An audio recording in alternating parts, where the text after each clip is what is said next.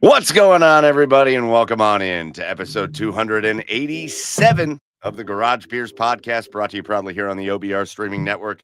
The Orange and Brown Report is the oldest and largest independent Browns coverage site in all of Cleveland. And then on Wednesday nights at 9 p.m., you get to come hang out with us here on Garage Beers and talk all things Browns, which, we'll get to for a little bit tonight. I'm going to tell you right now, if you're here for just Browns talk, we're not doing all that tonight. We got a lot to get to. The Browns have gimped their way into the bye week. We got a lot of other stuff to get to. We're going to talk about this incredible World Series. We're going to talk about a pretty good little streak the Columbus Blue Jackets are on. We're going to talk about, we'll talk about the first week of the Cavs season, even though they're getting mauled tonight. And we have got our there's another Blue Jackets goal, by the way. Cole Sillinger is second of the night. And we will talk about college football. I'm so excited for this. This is going to be a heavy college football episode with our special guest, friend of the show and former Buckeye, current host of the BLEAV in Buckeyes Show with another friend of the show, Chimdi Chekwa. It's Bryant Browning coming in. So we got a lot of big stuff. We're gonna have a lot of a good time. I don't know if I'm saying that even right, but we're gonna have a great time here on Garage Beers tonight. I did put the QR code up here. I was gonna ask. Right above my head. Ask. If you scan that QR code with your fancy telephonos, that will take you to the subscription page for the OBR. So if you want to subscribe and you're not subscribed to the OBR, that's the place to subscribe to the OBR to become a part of this community. And you should totally do that because it is great. With you as always, I am your host, Michael Keefe. Joining me, my co-host over on the east side of Cleveland, still able to sit outside late October, getting ready for Halloween. It's Chad Meyer. What's up, Chad? I ain't giving up on the porch yet. All right. Hell no. As long as I can be out here comfortably in sweats, I'm gonna be out here. All right. All right. That's dedication. That's how much dedication I have to the podcast. Okay. Some other people, right, in this town could take note of dedication and commitment. You know who you are, Browns. But yeah. Look at me on the porch, my guys. A beautiful night. Beautiful night. I'm so excited. Find me somebody more dedicated to losing games than the Cleveland Browns, Chad. Find me somebody more dedicated. Well, they got to rethink their dedication as well, too. They got to reverse that dedication. Let's do a reverse dedication, right, to maybe switch that around to winning games. Maybe not in our lifetime because it's probably not going to happen, but I would like for my kids to see a winning football team. That'd be great.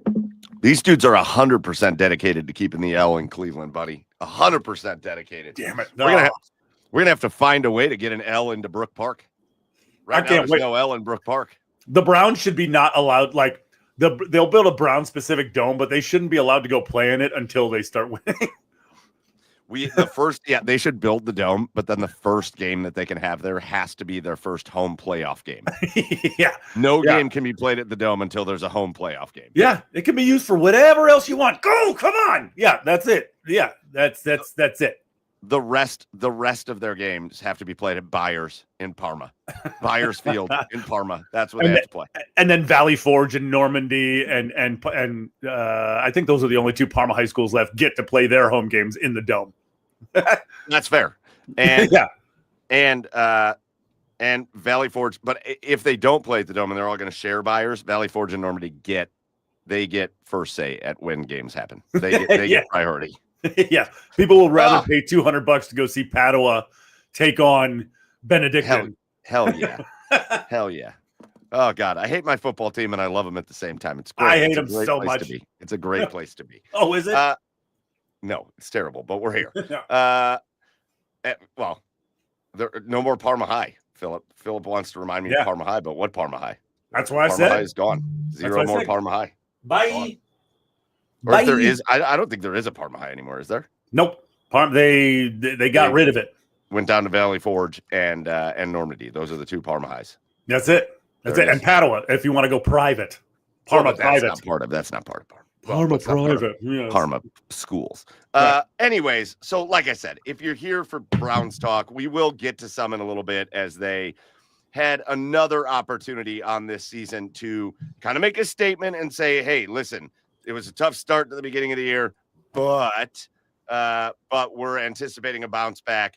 and we've got a soft part of the schedule coming up, and we have a chance to go make a statement against a team that's had a good start of their year, and instead they dribbled down their legs for the whole entire game, for 60 minutes of football, and they got their doors blown off by New England, and that kind of solidifies where we're at. So we'll get to them, but we got a lot of other fun stuff to get to in the meantime. And again, as soon as we see Bryant jump in here, we're going to kick things off with our special guest, and we're going to talk a lot about the Buckeyes.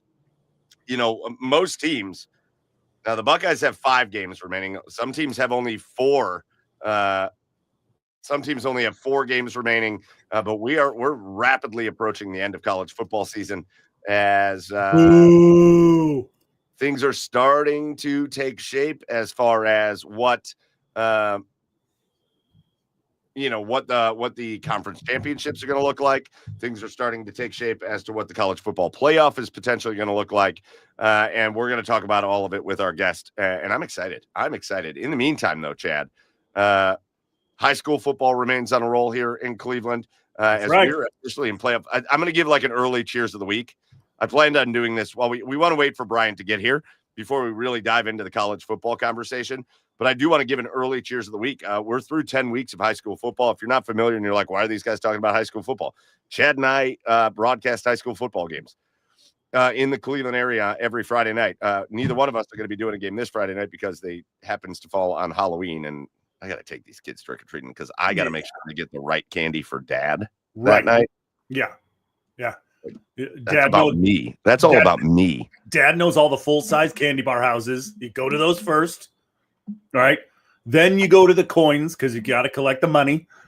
All right. And then you can go with the basic bitch mini candies, whatever, So my wife pulled a move behind my back. I want to know, do you ever watch the podcast that do the Am I the Asshole? No. I'm going to do an Am I the Asshole?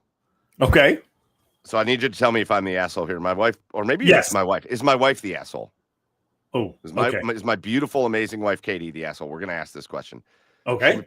She pulled a move behind my back. Oh. And she decided that instead of giving out candy this Halloween, she's going to give out like toys, like little toys, like the probably buy. Like that. You want to know honestly, like Happy Meal toys? Yeah, you want to know, like, you ever go into a Target and there's that first section of Target right when you first walk in? The dollar toys? Yeah. That kind of stuff. Okay. So there's just an enormous bin of that stuff sitting upstairs because she's like, we don't need to give out candy every year. Let's give out some toys. Let's, something maybe the kids can play with. And I'm vehemently against it. So I went to the store and I'm hiding it from her right now. Just a giant bag of candy. A gigantic bag of candy. And I got to know who's the asshole in this situation. Is it my wife for not giving out candy to the kids on Halloween and giving out like the front of Target store toys? Or is it me for going behind her back and getting the candy? Because we got to give out candy on Halloween. What are we doing here? Listen, I think I need to know what's in this bucket, right? Because in the Target that I go to, that front dollar toy section is usually like bookmarks, like erasers. Because if those are the things she's giving away, total asshole move. I think she bought a lot of like light up stuff. Okay, like, like light up bracelets and necklaces and things that the kids can play with while they're walking around at night. I don't know, things that I feel like little kids will be like, oh, this is cool. It's stuff they can wear, necklaces and light up stuff and all that. Okay. But hey, listen, I'm sitting here in my head and I'm thinking, ma'am, because that's how I have to talk to my wife because she's the boss, ma'am. When they get home, they need to jump into that like pillow sack full of candy like I did when I was a kid, and they need to get sugared up. It's a Friday night. They need to be sugared up until about midnight.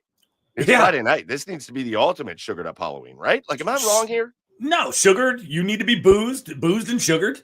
Well, and yeah, it's not going to be a problem. It's just going to be a wild night. It's going to be a wild night, right? Not to mention Halloween. Coming to this side of town, Halloween is my wife's birthday.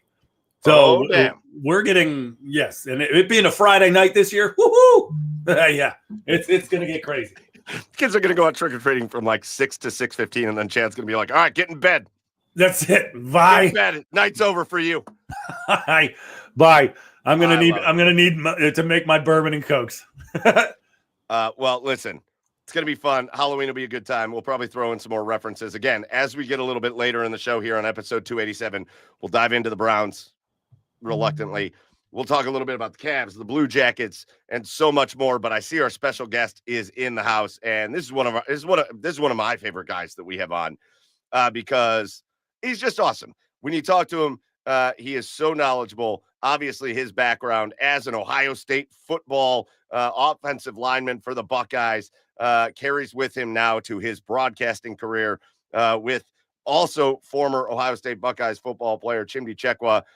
And this guy and Chimdi do a great job on the BLEAV in Buckeyes show that I feel like every time I see it, like I obviously see it on my phone and stuff because I always feel like I'm going to see it on social media, but it's always when I'm at like a bar or a restaurant, I look up and I see our special guest face. It is on everywhere. And if you're watching that show, you know you're getting the best info, and he's bringing it to us tonight. We're going to bring him in right now. It's our buddy, Bryant Browning. Bryant, welcome back into the garage, buddy. Mike, Chad, thanks for having me on. I'm glad to be here. I'm listening to the story about candy and lights. I got small kids, Mike, so my kids will love those lights. Like you say, the older kids, they need candy. They want candy. Yes.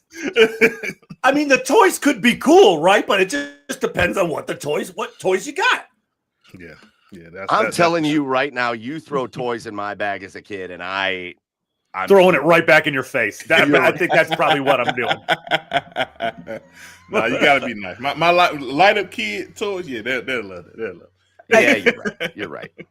Hey, Brian, what are you doing now, man? Like, I saw that you guys are out of the barbecue business. Like, did BLEAV just give you guys like a 5-year, multi-million-dollar deal? Yeah. Like, is that all you're doing now?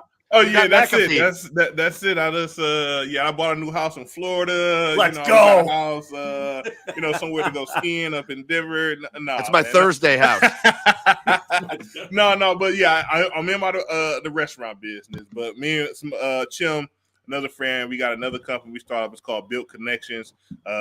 It's in the works. So once it get a little bit bigger, I come back on. We kind of dive all the way into it. But essentially, it's a concept where we're kind of looking at NIL in a different matter. We're trying to pair up student athletes with small business and try to get them equity and try to get them to kind of learn a little bit more about the business world and also make that kind of like a marketing deal for those small business and wherever they're selling, whatever product they're in.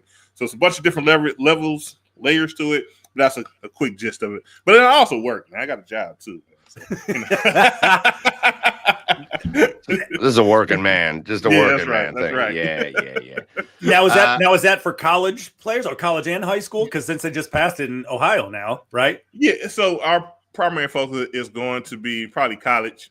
Okay. Just kind of pairing, taking that education to the next level, right? I think we all went to college, right? So you know how you learn certain things, but you got to kind of do some interns to kind of get that real life experience. So you just want to kind of, throw a little bit more into it, get you into a business, get you paired up and kind of get your feet running. If you want to be an entrepreneur, you kind of start learning some of those things right now while you're on the collegiate level. And then you can apply that to your business or take a piece of that business. You stay there, maybe set yourself up for your own job for a company you partially own. So it's kind of bunch of different plays to it, but that's the mindset, the gist of it. So. Hell yeah. That's very cool. And we will definitely look forward to having you back on to learn more about that. So, Brian, question for you, because we didn't do it to start, because we wanted to wait for you. We didn't want to be impolite.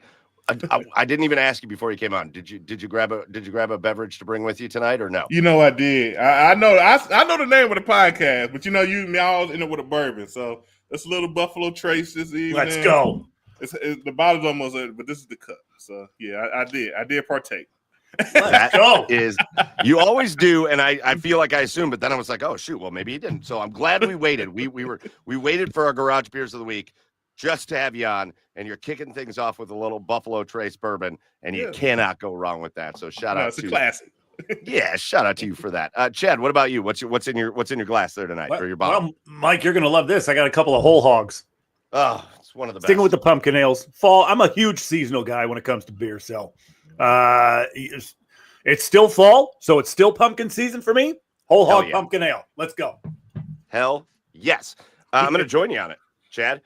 We were down in Columbus on Saturday, and we went and had lunch at Columbus Brewing Company, which was great. Just a good time over there. Had a good meal.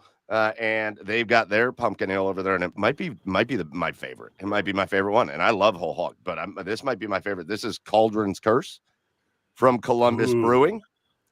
And this is awesome. I don't know if you ever see it anywhere. I've never seen it in a store. I don't know if they just sell it there. So if you're not in Columbus, then it's going to be tough for you to get. But I grabbed a 6-pack and I brought it home because it was so delicious, and that's what I'm drinking tonight. So in the comments, I already see Gregory got some ice cold Jameson and Keystones, just classing up the joint. That's what I'm talking about. Gregory, shout out to you. If you got your drinks, put it in the comments. We'll flash them up here. But guys, cheers to you guys. Those are our garage beers of the week. And now let's dive in. Let's dive into the Ohio State Buckeyes. And Brian, I want to start with something. Maybe like a very early cheers of the week, because we always end our show with a cheers of the week.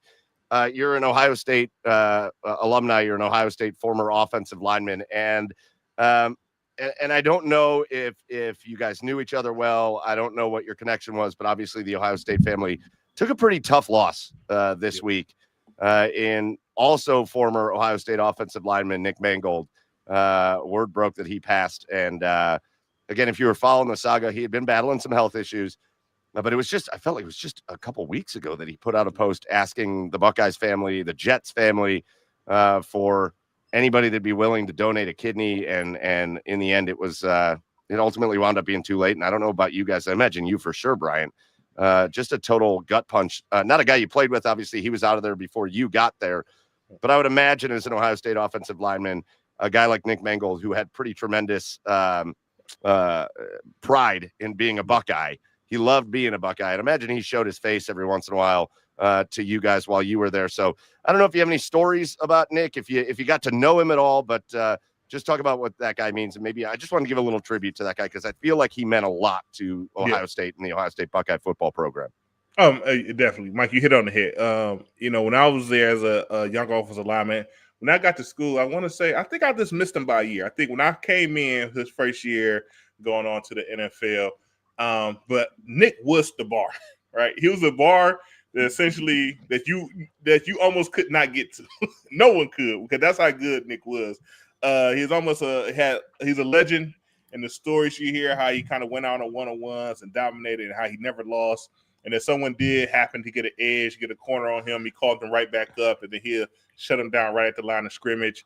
And he did that from the center position, which is, if you know anything about football and linemen and one-on-ones, you're at a disadvantage, right? The defense has three-way go. It's a drill that they can look very well in. So if you got a guy that wins all the time as an offensive lineman, already you check that box. Like, man, this guy might be special. But his leadership, what he brought to the team, obviously the years that his at Ohio State was tremendous. What he did in the NFL, fantastic career there as well. Definitely hurt to kind of see that message come out. One, like you say, asking for help, asking for assistance. And you could just kind of, I don't know. Obviously, I don't know Nick very well, but I would say you could see there that, it was a prideful act, right? Asking for someone for Oregon.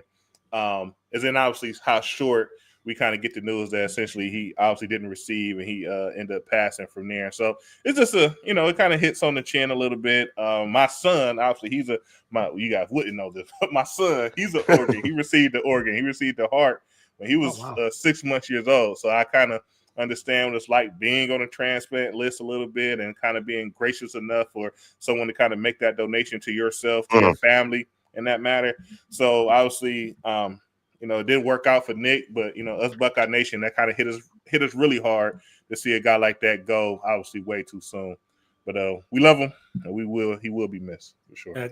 Oh man, like that's I can't even imagine just the anxiety of that, Brian. Like for your son, I mean, in Nick's case, it's just a waiting game, right? Just waiting for that call. That's got to be so like I would lose sleep. I don't, man. That is crazy.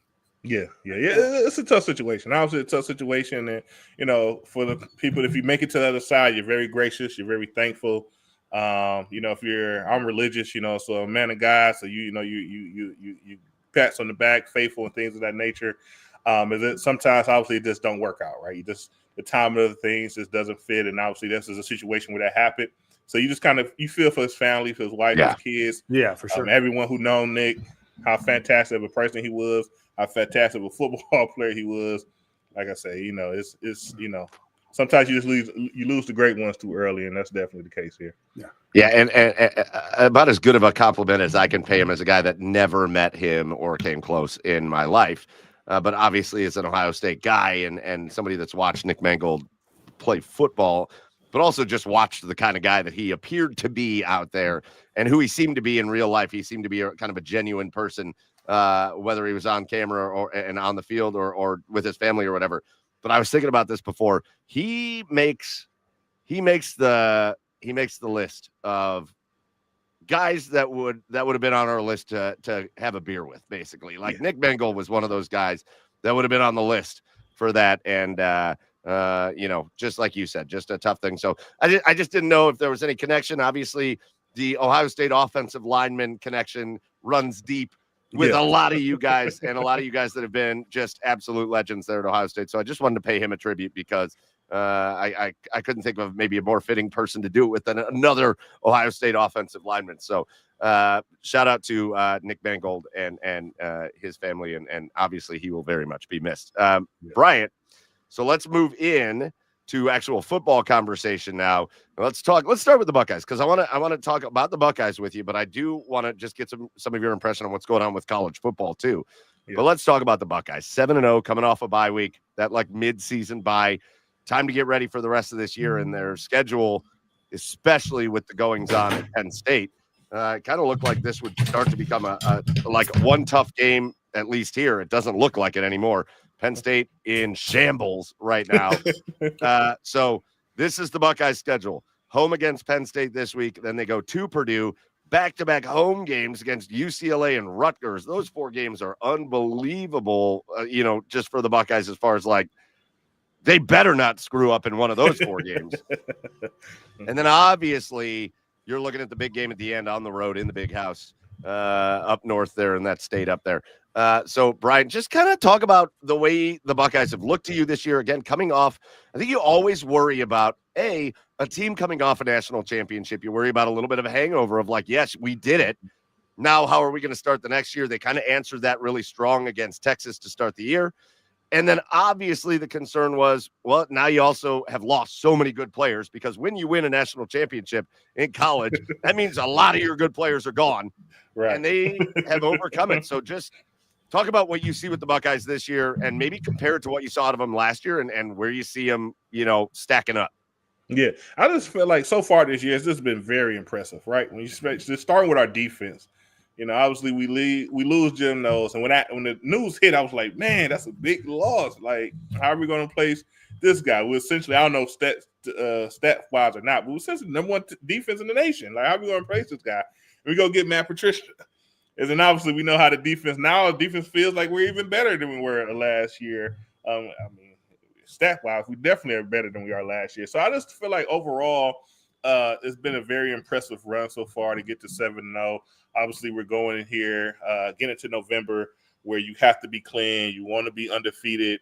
With the playoffs, you get a little wiggle room, but you still want to, have your team develop, learn some things, and you kind of want to be able to show it here in November. So far, I'd just say very impressive run. I think Coach Day has been proven that he is a good coach, and it's kind of continued to ring that bell that he's a very special guy that we have here running our program. The way he kind of took a team that I feel like last year's team was kind of, you asked me to compare, it was almost expected, right? We had a lot of good guys back. Mm-hmm. We had Will Howard, who was a very experienced quarterback. We had 2 very special running backs. Once the season went how it went, we lose to Oregon on a very close game. We obviously lose to Michigan, but, we're in the playoffs, so we get the playoff run. And once we got to the playoffs, you're like, this is the team I expected to see all season, right? And they go on that fantastic run. They win all the games, and they're national champions. So then coming to this year, obviously we're Ohio State, so I figure we'll be good. But, first year starting quarterback, we lose a bunch of guys. It was like 8 new starters on the defense. So it's like, all right, expectations, we should be good, but, we'll see how it goes. But, we number 1 team in the nation, I feel like we deserve it, right? The way that we play, I think we've really been proven and showing that we are that top team in the nation, and that we are currently the standard of college football. So, excited for November. I think Penn State will come up with something. I don't think they're going to come out and just lay a complete egg. I think that game would be, I think the spread is like a 20.5. I just got a gut feeling that we might win by 20, something like that. Yeah. Kind of feel close because, the way Penn State's been playing lately, losing 4 in a row. But, I think we've been, so far so good this season.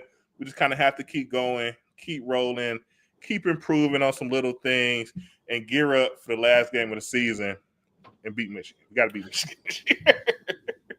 Now, Brian, obviously, there was all the talk in the offseason from last year, right? Coming off that national title. How are they going to come back? How are they going to come out looking this year? And I mean, obviously, one of the major parts of that coming into this season was you are breaking in a new quarterback. Obviously, Julian Sayin, he's no stranger to pressure. Obviously, 5-star quarterback transferring out from Alabama. He knows he's going to be the guy. I mean, I don't think there was really that much of a competition in the offseason. I can agree with you there, Chad. We all knew it was going to be Julian Sayin. But there's always a little bit of nerves going into this season. You breaking into a new quarterback. I mean, look at CJ. CJ took a little bit to kind of get into a rhythm, to get going. So I just want to hear your thoughts on Julian Sayin and his progression throughout this year. Yeah, so I think Julian came in, obviously, he's a great talent.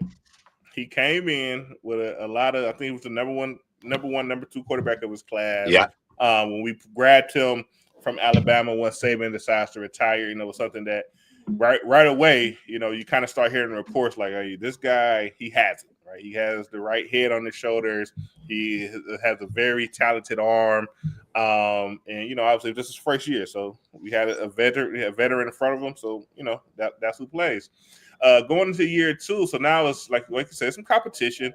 And I think Coach Day does a good job at, even like we say, watching. We don't feel like it's competition. I feel like the guys in the building feel that there is some competition there for the spot that they're playing for, which is good, right? They need to feel that pressure so they can kind of feel it on the day in, day out, executing at a high level. If not, this job might go to the next guy.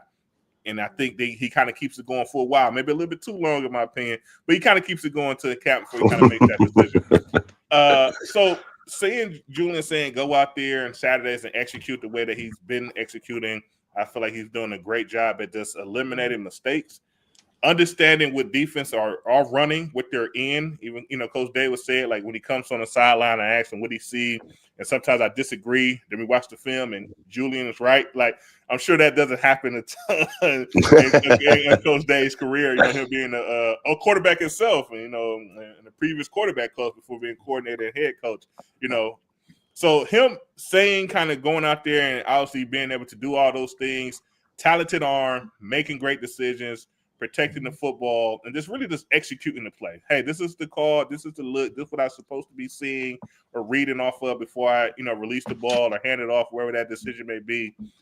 He's doing a great job at identifying it, getting himself prepared. And I think the thing I love the best is that he's protect the ball. He's not throwing a bunch of crazy, weird interceptions and weird times, which always gives you the opportunity to be in the game and win them. Yeah. But go ahead, Chad. No, I was going to say he's just so poised, right? And so calm for a new quarterback, right? Like he's not. You don't see him forcing things like a lot of new quarterbacks do. Like he feels like not a first-year quarterback, like not a guy going out there. Well, at the same time, like, to piggyback on that, because it kind of leads into what I was going to say there, Chad. You look at his stats, right? He's leading the nation in completion percentage, 80% completion percentage, which is unbelievable. It certainly helps. Certainly helps when you got Carnell Tate and Jeremiah Smith that you're throwing to out there. 1,872 yards, which is good for about 270 yards a game, 19 touchdowns, just 3 interceptions. And here's what it feels like to me, Brian, and you as a guy that was an offensive player, an offensive lineman, was in those meetings. It feels like he's still not quite unlocked. And I don't mean that as almost, I mean that as a positive for him.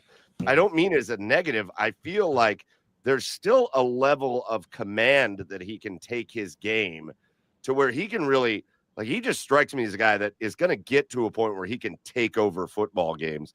And I don't know if he's there yet. That may just be a part of first-year starter for a national champion winning football team that, he wants to kind of blend in and be a part of the team before he kind of takes over the team. But it feels like there's another level to his game, doesn't it?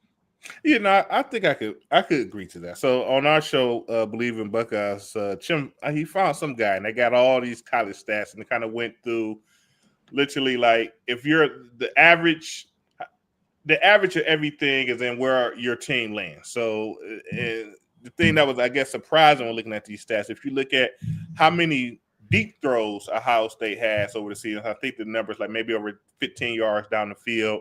Like we was behind the average by, and I forgot how to do it, but it was by a good chunk. It was a good chunk that we was behind the average on just kind of taking shots and throwing the ball downfield, which was kind of surprising to me when thinking about, first off, like you say, Jeremiah Smith and Carnell Tate, and then also just how well Julian Sand has been playing and what type of command he has been having over the offense. But I think Coach Day and Hartliner and Patricia, I think it's all the coaches together. They kind of have a game plan to, hey, we're going to win this week, and we're worried about doing more when we have to do more. And so far this season, no one has really been in the threat of taking the lead from us. I think Texas was the closest at maybe at one point in time they could have got a touchdown. They would have maybe had a lead. But usually so far this season, we've been playing up by a couple scores. Yeah. And so I think because of that, the Coach Day and Hartline is saying, like, hey, we don't need to take a shot here. We could just kind of get this first down. We could just kind of keep orchestrating, run our offense, keep control of the ball, let our defense get a break. And it's felt like we always end up in the red zone. Now, what happened in the red zone, I feel like that's the one thing we kind of get better at. We're not scoring enough touchdowns, in my opinion, and our field goal kicker fielding, he needs to be a little bit more consistent. But I think they're doing a great job at just not trying to do things because we know we could do them, but we're just going to do things the right way, control this game, win it. And if we're comfortable, we're not doing any gambling. We're just going to, take what's there, keep running offense and, continue to win that in that fashion. And then if it's needed, maybe have it in your back pocket to show it at that time. I love the way they're winning games this year, Bryant.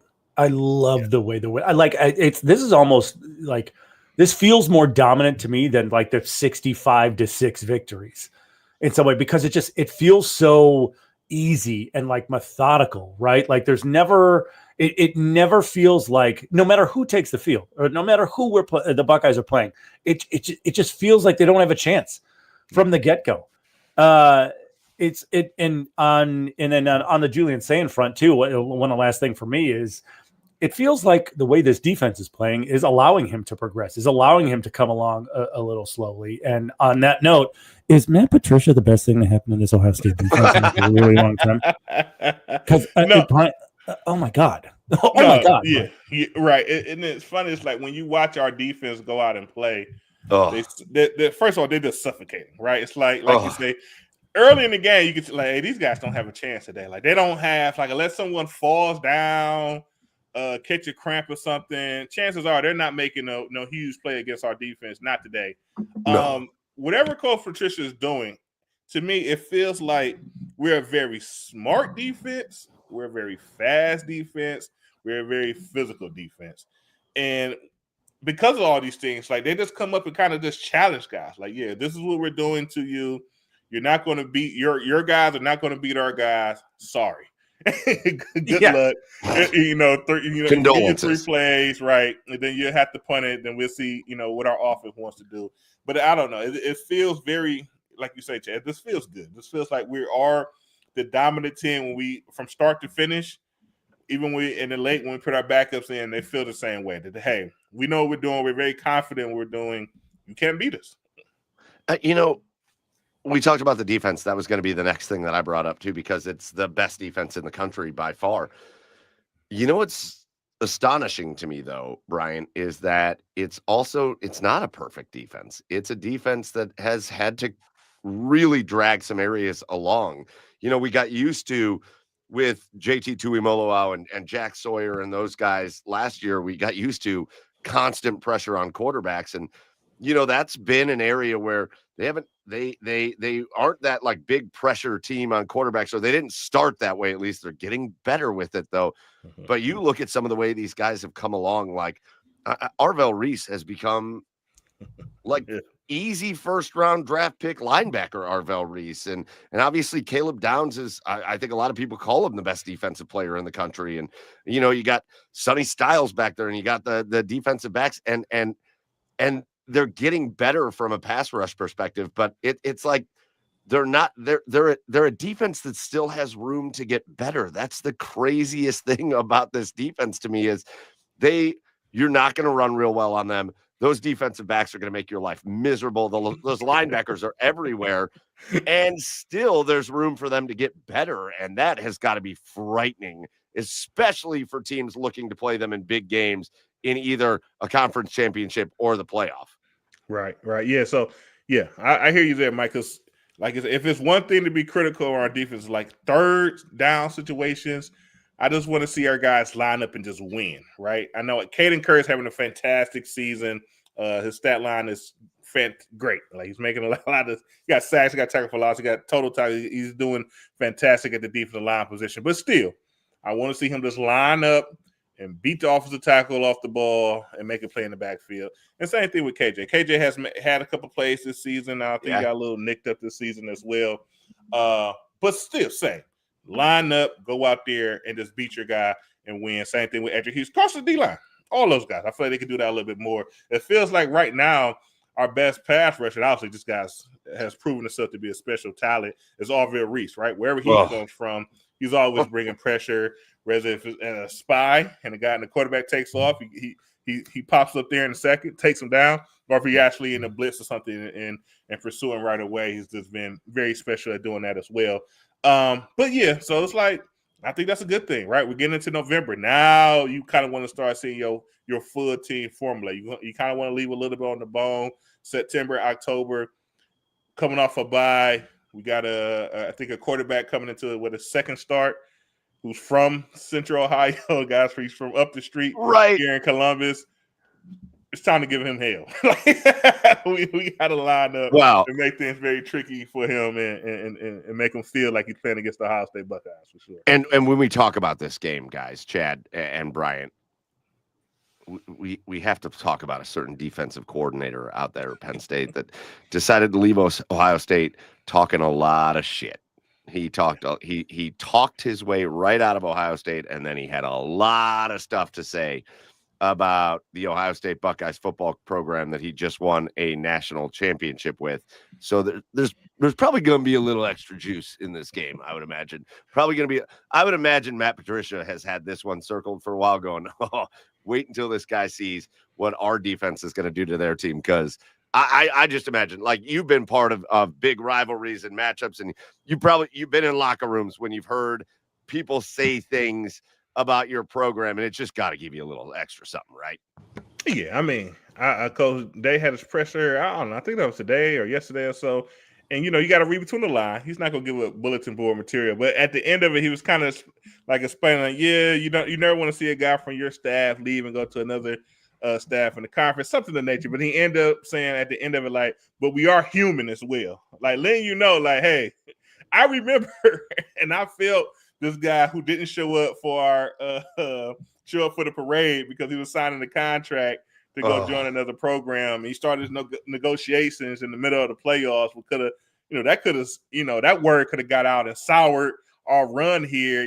Guys kind of hearing some twinklers and things of that nature. So yeah, it's circled, right? And I know his end too. I'm sure he's been watching our offense for a while and said this is the way to attack Ohio State offense. So I'm sure he got some tricks up his sleeves as well that we need to be prepared for. But obviously, we got the dogs, we got the guns, we got the power. So it's time to go out and show it. Obviously, we want to light that defense up to let him know that, hey, what's it called? Coach Tressel used to say this to us all the time when we was playing. Don't be penny smart and dollar foolish. And so, yeah. He jumped over there for a couple extra dollars, and that might be his only season receiving those dollars. And he, obviously we don't know, but he could be I was in a situation where he's trying to find a new job at the end of the year due to the change of staff. Now, as much as I told you I love the way the Buckeyes are winning games this year, and I do, Brian, is there any small concern that it feels like we're not going to face any sort of challenge or any sort of adversity until this last game in November? All right, until we play the ungodly, weird, for real Indiana in the Big Ten, Ten championship game. Like, is there any sort of concern there that the Buckeyes seems like now, not to say they won't be, but it seems like they kind of aren't going to be challenged until then? To be honest, I don't even think of it like that, Chad. I think, we got the best guys. We have the best staff. So, yeah, we go out and we play the best. I think, that to me is how things are going. And so to me, that's how it should continue to go. When we play Indiana in the Big Ten championship, we got to get there, right? We don't want to cross anyone. We got to get there. Yeah. But I feel like, no matter when we play Indiana, we still would be the best players with the best team, with the best staff going into that game. Now, once we get in the game, how it plays out, if the ball bounces our way, if we come up with a win or not, cannot say. I would choose, if I was a betting man, I bet for Ohio State against anyone in the nation. But, so when it comes down to it, to me, it really does not matter that we haven't had like that tough, that quote unquote tough game, because we never know. This week could be that tough game where it takes us four quarters to execute and playing hard for us to come out with a win. Michigan is going to be ready for us. We have to figure out how to win that game. That's going to be a game that's going to take 4 quarters, us executing on all 3 levels to kind of come out with a win. James Franklin has to have Ohio State circled since forever. So they had to be, I imagine since spring, they've been practicing things for this Ohio State game. It's time for them to throw the kitchen sink at us after coming off 4 losses to try to right their ship and come up with a win. So, so I feel like Chad, like you're saying, I think our defense has been doing such a great job at just smothering guys. It doesn't feel like we're getting their best punch at times, but a lot of times I think we're just playing so well that they're taking their best punch, and it doesn't feel like a blow. It doesn't feel like a glance. Like we just kind of take it in stride, and then we squash it out, and we just continue to roll from there. So obviously, you never know, but I'm betting big on Ohio State and against any team on the college level, because I think we're just that good. Just so you know, I totally agree with you. I'm just grasping at straws here to try to figure out some sort of. No, I hear you. No, I hear you. You're like the coach of a team that's up 30-0 at halftime that just has to try to figure out something to say at the half to criticize your team a little bit. It's 0-0. It's 0-0. Right. Yeah. No, we're about that first half didn't mean anything. Right. Bryant, you brought it up, and again, making the assumption, and I don't think there's any reason to believe outside of before we even get to that, hold on, I wanted to ask you this. Mm-hmm. I keep seeing this, and I got to hear your take on it, because it is as annoying, I think, as it gets. The Ohio State Buckeyes come off the year they had last year. They lose to Oregon, they lose to Michigan, and then they go on the run. They flip the switch. I mean, it was the switch of switches that they flipped in that playoff. That run that they went on was unbelievable to take out Tennessee, Oregon, Texas, and then ultimately Notre Dame in the national championship. But I keep seeing this from people. I got to hear your take on it. I keep seeing people say Ryan Day's got to beat Michigan this year. Got to beat Michigan this year, as if you know what? I'm gonna give you the floor first, because I'm already riled up about it. But Ryan Day, they're making it all about. He's got to do it this year. He has to beat Michigan this year. What's your feelings as somebody that took part in that rivalry a bunch of times? What's your feeling on that? All right. So first, I gotta just take a shot here. I went 5-0 against Michigan. So if my cleats ever hit the grass or the turf, my team came out with the victory in the rivalry game. But I say that to say I'm not losing Coach Day over the rivalry game. I'm sorry. He just went too many games. I'm sorry. This guy, he's too good. I'm not losing that guy because he can't figure out the rivalry game. We're just going to keep working with him to help him figure out the rivalry game. But he should win, right? I'm on this bandwagon. Yes, we need to win this game. We definitely needed to win it last year, and we didn't figure it out. And we definitely need to win it this year. We have to win that game. Matter of fact, we could win that game, go on and lose to Indiana in the Big Ten championship, going to the playoffs. I'm perfectly fine. We got to figure out a way to kind of get that monkey off our back and win that game. Right? It's mental at this point, right? I don't know.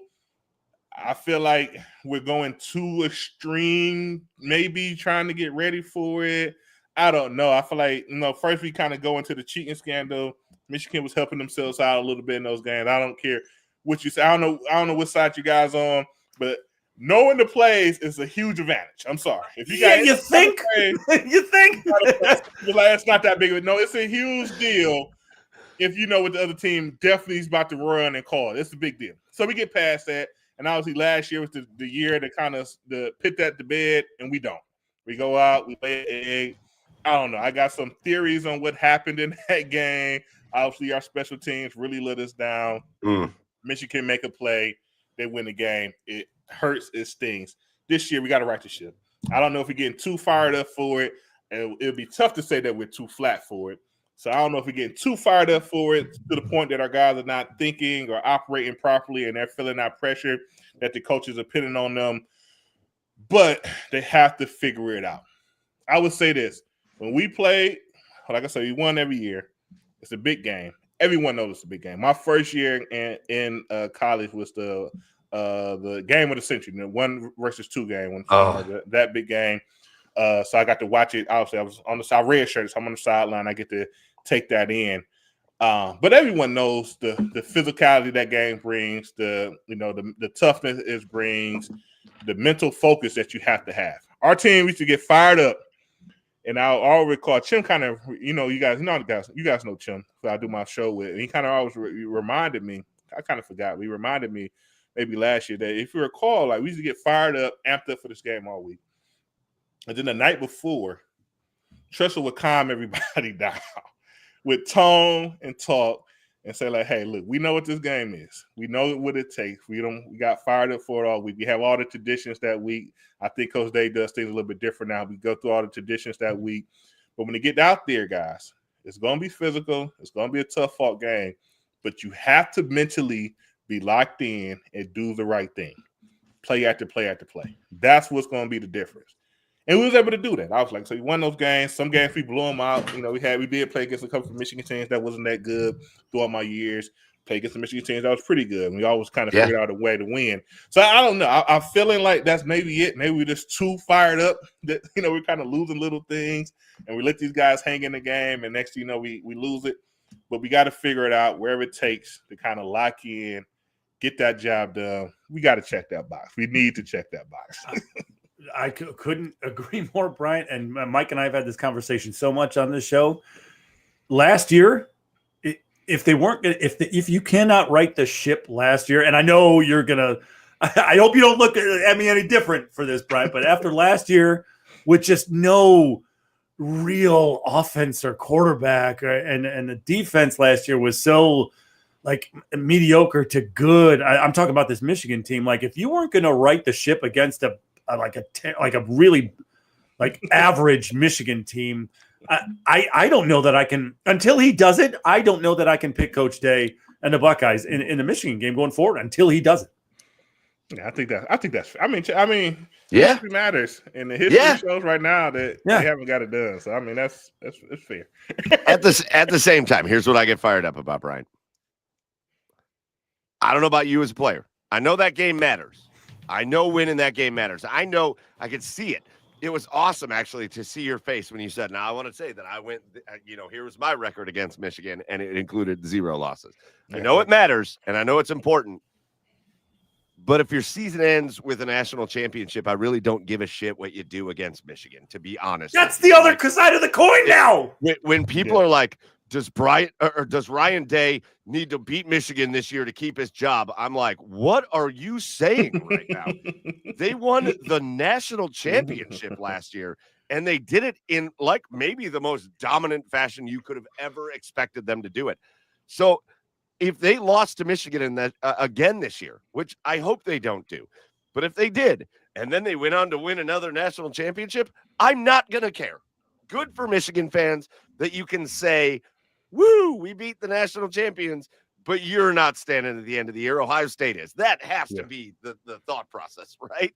Right. No, that's the ultimate goal. I mean, I'm not a guy that's going to sit here and say the beating Michigan is more important than winning national. I do not agree to that. And winning national champion, being the number one team in college football, especially with these playoffs, being the number one team in football matters more to me than beating a team up north. But it's like you say, we got the playoffs now, and it changes. Because historically, you lose to Michigan, you don't get that opportunity. So, it was even more weight on that game because every year we could anticipate Ohio State's going to have a good year, Michigan's going to have a good year. But the team that gets to be national champion has to win this game in November. Now things has changed. College football has changed. Got a bigger playoff, so we lose that game. We take that momentum. We go on the run. But national championship all the way. At the same time, we can't be letting guys like Jeremiah Smith and Caleb Downs and stuff leave Ohio State at some point. Carnell Tate leave Ohio State without beating Michigan. Like it's just crazy. We cannot continue that tradition. Yeah, you're trying to beat Michigan, but now it's not the end of the world. Right. Bryant, I want to play just a little word association game with you before we let you out of here tonight, and I want to kind of go around college football, and I want to talk about some of the teams that are going to be talked about in the college football playoff discussion. Some of the top tier teams, and I want to know your impressions on these teams as far as what a threat you think they are. Because again, it's Ohio State's national championship to lose, and so somebody's going to have to take it from them. So if I go through these teams, give me just your quick impressions on each one of these teams, and let's talk about Curt Cignetti's bunch. These guys that I think are some of the. I hate that they're in the Big Ten, but I think Indiana's probably the most fun team out there. I think Indiana's probably the most fun team in college football, and that includes Ohio State.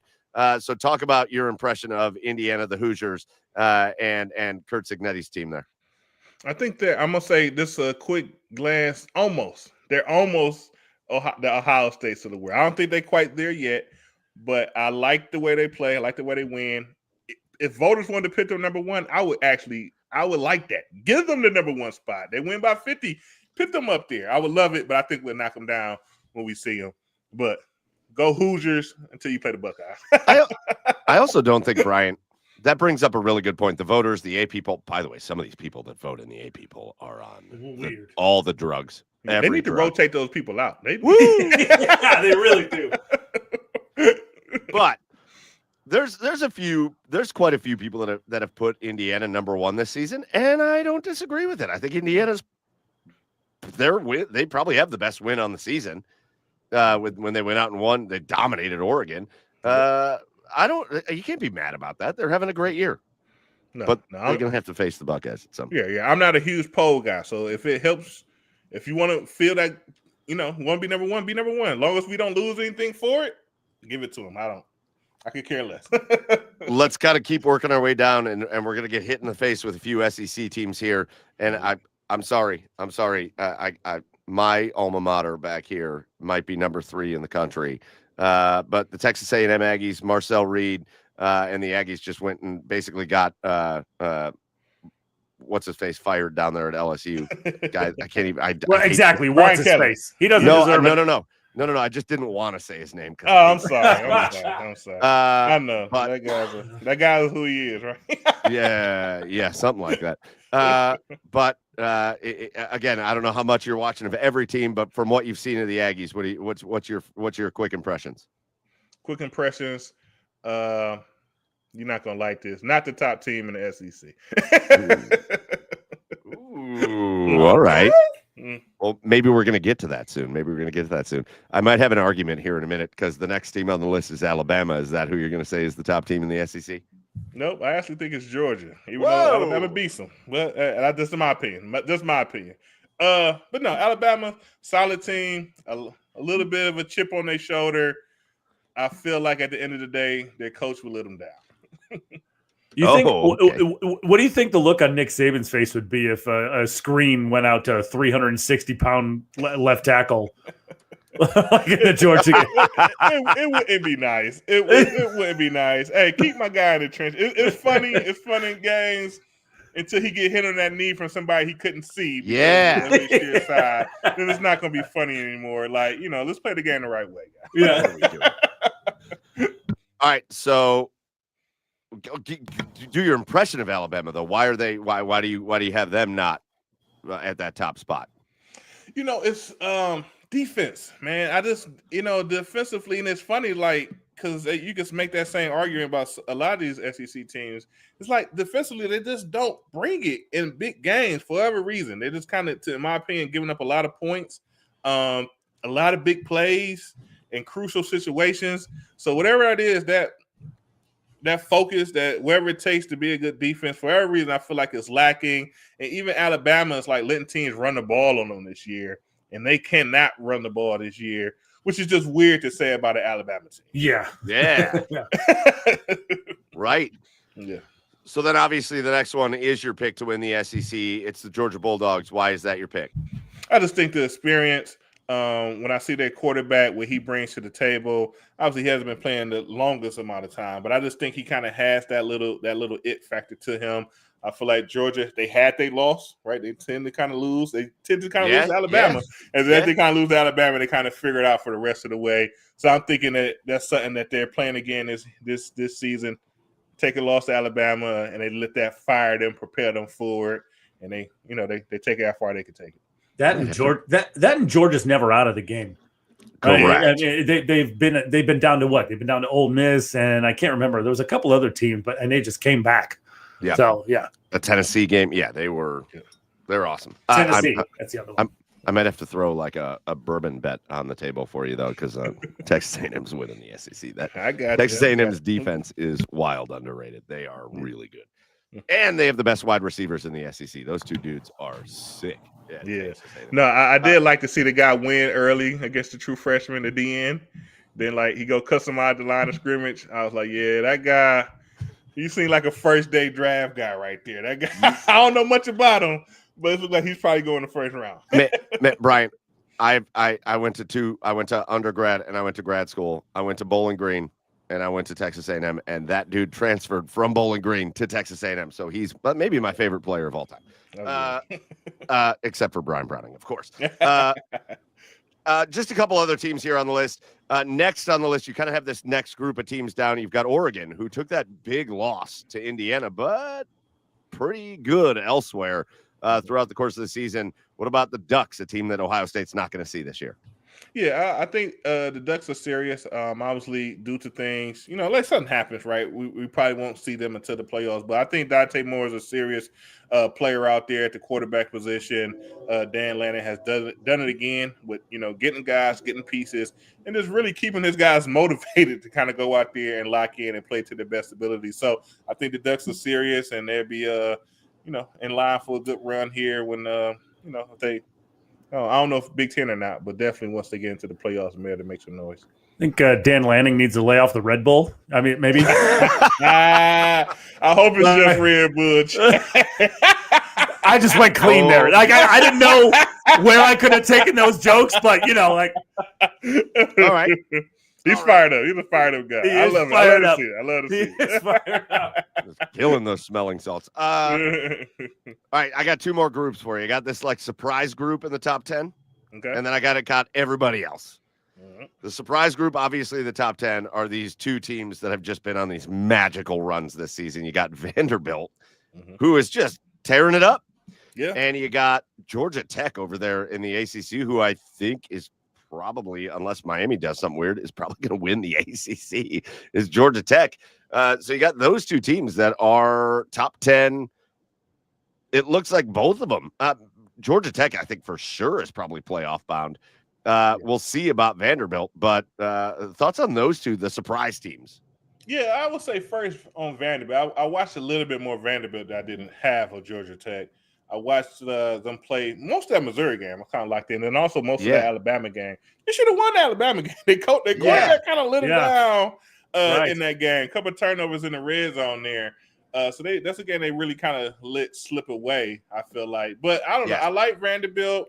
I don't think they are a contender to be national champions or anything of that nature, but I think they are on a good run. Hopefully they can hold it together. Maybe one more loss this year. They still could get into the playoffs. I'm hoping they kind of could figure that out again. I think it'd be a good story to get them in, but I don't think they're a serious contender to win it all. Georgia Tech, haven't watched them a ton, but obviously they keep winning.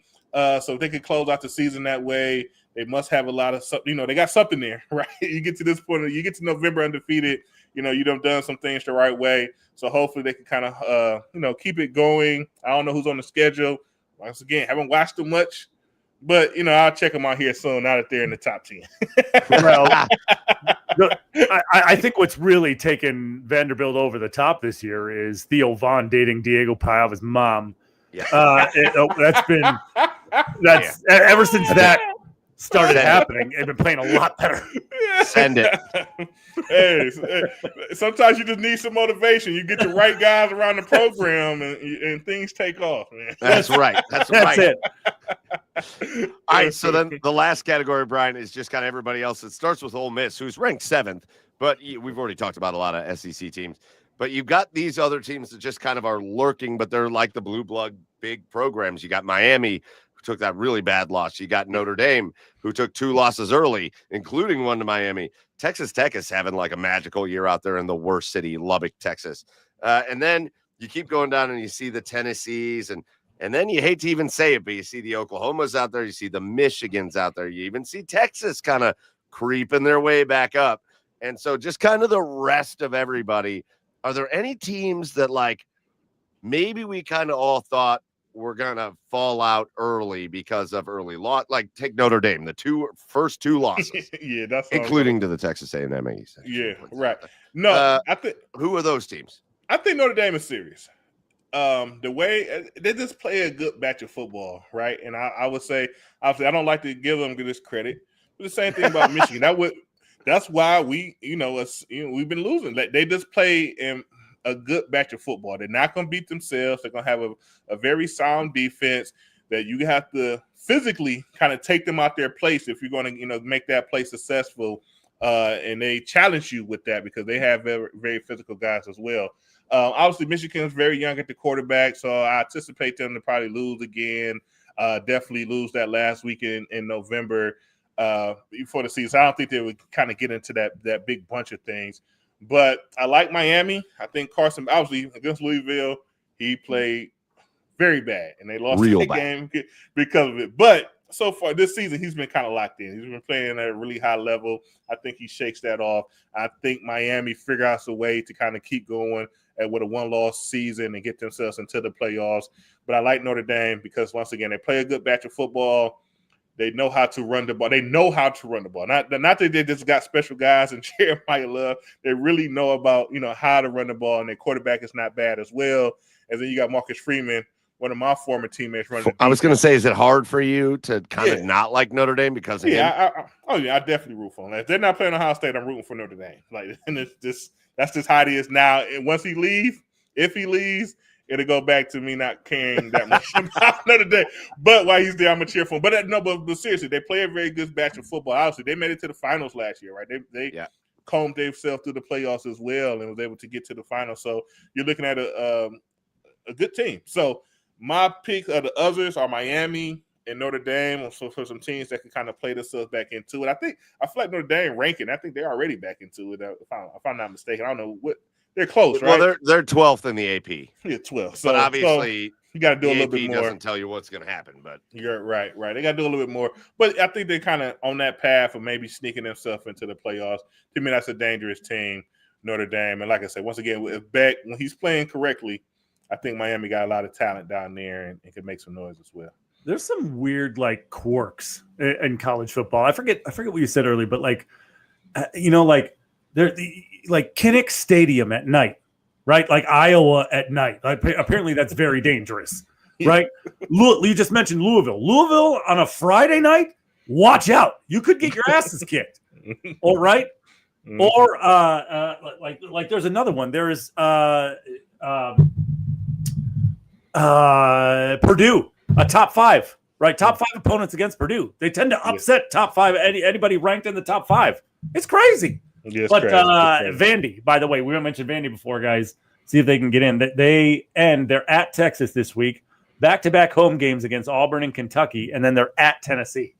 Yeah. So as long as Diego and Paiava's mom and Theo don't break up, they could the playoffs, guys. Run it in. Playoffs. My opinion, though, if they beat Texas and just drop one other game, I can say they could lose a game. But if they beat Texas and lose one of those other 3, I think they get in. I agree with that. That's the best part about the playoff, right? You would never even dream of Vandy in the playoff before this. Right. I love arguing about the 12th team as opposed to the 2nd team. I love that. Oh, God, I love that. One last team I got to ask you about, Brian, before we let you get out of here.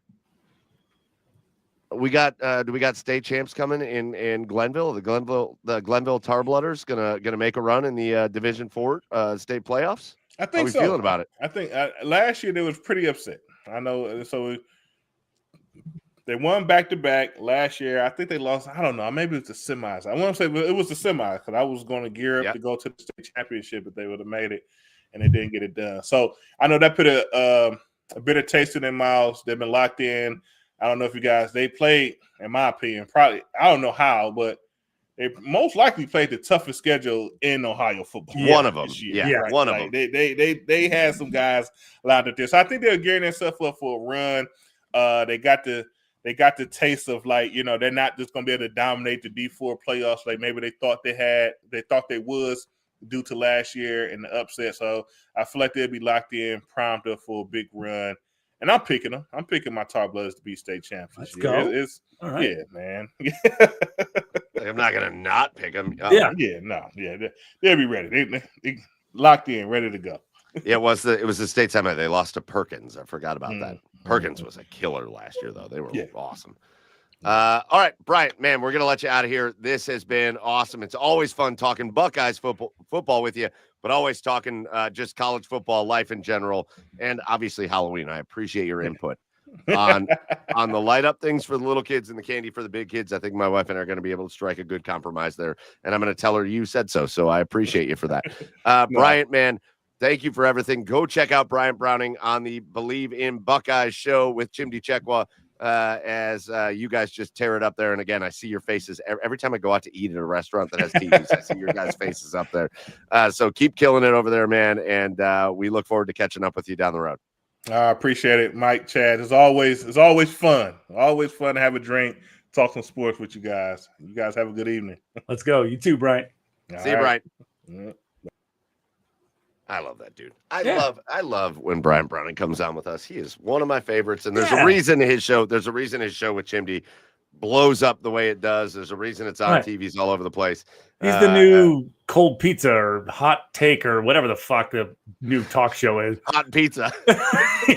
Yeah. Terrible name for a TV show. Right. Jesus Christ. Nah, he was great, though, and great insight on Ohio State and everything going on there. So big shout out to Bryant. All right, Chad. Yeah. We got to do Asshole of the Week. Holy shit. Well, we got to do Asshole of the Week because we're at that point of the show. And then we got other stuff I want to talk about. So you and I are probably going to be hanging out here for a minute. So grab another beer and let's do that. But we got to talk about our Assholes of the Week. Who's your Asshole of the Week, Chad? Yeah, mine's just the Browns because they deserve to be. For all of the reasons. I mean, there's not even one specific one. It's just the Browns. It's going to be the Browns for a while. So I'll have secondary assholes, but just know that the Browns are a constant asshole. Cool. You took mine. And I didn't have another one. I didn't pay attention to anybody that's just been an asshole this week. If you're watching the show and somebody's been an asshole and you're like, oh, you guys aren't thinking about this person, go ahead. But the Browns took it, man. And I had the best day, Chad. I know. Monday was my mom's 75th birthday. So Sunday. So shout out to Kathleen, my mom. Happy 75th. Sunday, beautiful day. Little chilly, little nip in the air, nip in the air. Yeah. And Sunday, loaded up the car, took the kids, took Katie, and took my mom. And we drove out to Catawba. and we went to Twin Oaks Brewing, which I will give a shout out to, even though we don't do free ads, but Twin Oaks Brewing is awesome. And there was like nobody there. Every time I've ever gone to Twin Oaks out there at Catawba, it's packed. Yeah. Nobody there. It was awesome. And they had the fire pits out, and they had the Browns on the big screen on like the stage, like at the bottom of the hill. That sucks. And it was like, holy shit, this is amazing. And like one of the fire pits right in front was like wide open. And so I went out, I built a fire, had the fire pit going. We had some beers, the kids. I mean, like, I don't know if you've ever been out there, but like, it's acres and acres, and the kids just run and they're gone. Yeah. Kids were gone for like 2 straight hours. Nice. We had a great day. Nice. Everything was great, except for I'm looking at this game going, all right, Browns come out and score on that really kind of convincing touchdown drive against that Patriots defense. The touchdown to Fannin. Cool. Awesome. Then we've got, okay, the defense is holding the Patriots to some field goals. The offense ain't doing shit, but it's 9-7 at the half. I'm thinking, okay, all right. The game's at the half. Okay, we're all right. And then the second half happened, 21-0 in the third quarter, and I was like, fuck this. And they didn't ruin my day, but God damn it, are they assholes? I mean, just assholes. Just assholes. Mike, like 5 of the last 6 games have been the same thing. It's been the same exact game. Scripted score on the first drive, defense keeps it close in the second in the first half. Then they get blown out in the second half. Yeah, 4 blowouts, and it's not even Halloween. 4 blowouts. But like, you can see why they're frustrated. And you can see why almost they kind of like on games, because defense played well, and then we got to be getting close to the end of the Dillon Gabriel thing, because let's talk about the Browns for a minute, because we'll just transition this into a quick Browns talk. Can we get this? Get this shit over with. Heading into the bye week, I guess what I don't understand is how a guy like Dillon Gabriel goes from a program like Oregon, where it's like, air this shit out. Just let the ball loose and get after it. And listen, the Browns wide receivers are trash. I hope they play this in the wide receiver room. Yeah. Trash. Yeah. Jerry Jeudy, trash. Jerry Jeudy is on pace for 40 catches this year. 40. And he's going to be the leading wide receiver. Isaiah Bond, not ready yet. No. Nobody else stepping up. Thrash goes out there every once in a while. In this game against the Patriots, of all the passes that were completed, which wasn't a ton, but of all the ones that were, only 2 of them got completed to wide receivers, and they were both to Jamari Thrash. Jerry Jeudy didn't catch a pass. Isaiah Bond didn't catch a pass. No other weird wide receiver that's out there. Gage Larvdan and those got Malachi Corley, and neither one of them caught passes. Only 2 balls got caught by wide receivers. But at the same time, Chad, I'm watching this kid out there play quarterback, and I'm thinking, don't you even want to like try to air it out a little bit? Like, isn't that what you did in college? Yeah. Like that. I have a real problem with Kevin Stefanski this year. I think he's coaching like a bitch. Yeah. I've accused Ryan Day of this in that Michigan game. I think Ryan Day, when he gets to that Michigan game, coaches like a bitch, and he's going to keep coaching like a bitch until he doesn't coach like a bitch anymore. That's the take on Ryan Day against Michigan. And right now, Kevin Stefanski is coaching like a bitch. Yeah. That offense, he is coaching like an absolute tail tucked between his legs bitch.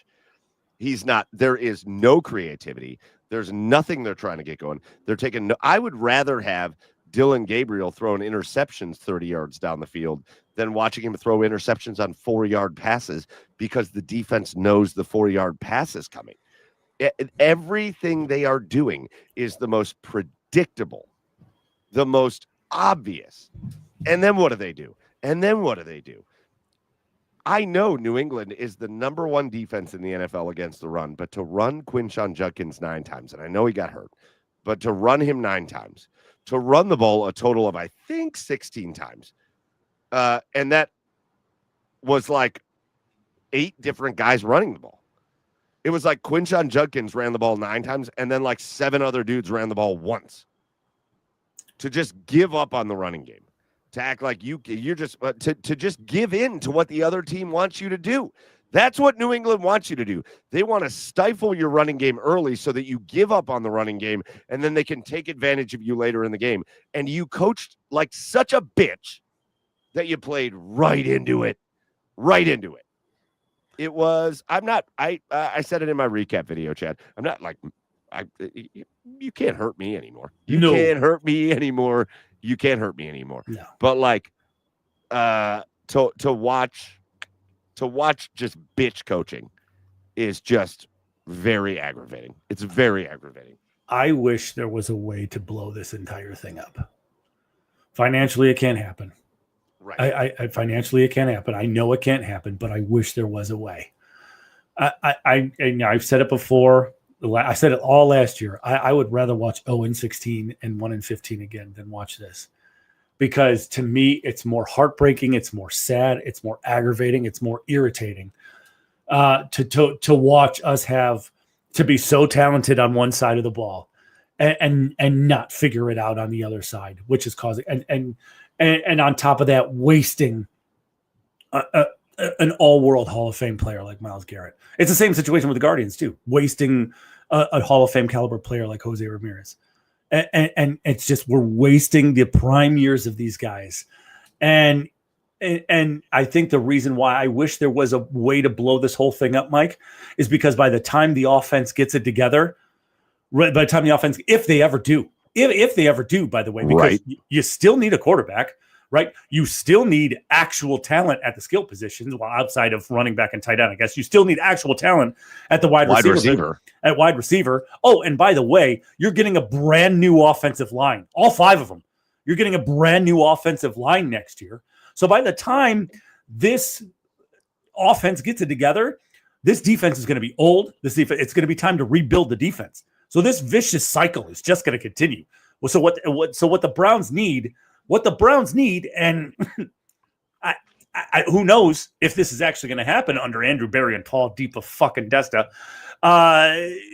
Who knows if this is actually going to happen? But the only way that this comeback, this turnaround happens is you get away from that Watson contract finally, which is going to happen in the next year, after next year, 2 years, after next year. Yeah, so after next year, Deshaun's contract's gonna be on the books next year, and draft picks that you make, these early round draft picks, have to be stars, and they have to be stars right away. That's the only way this thing gets turned around quickly. Otherwise, 3, 4 years, 5 years, who the fuck knows? Because we've been waiting 26 for this team to actually put something together sustainably.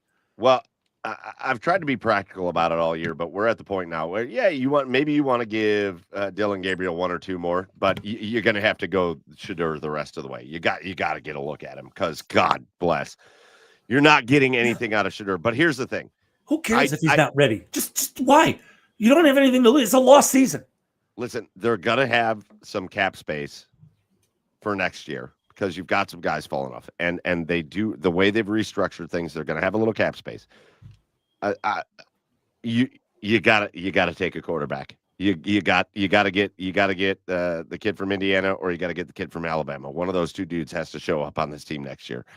And with that other first round pick, because you're going to lose a bunch more games this year.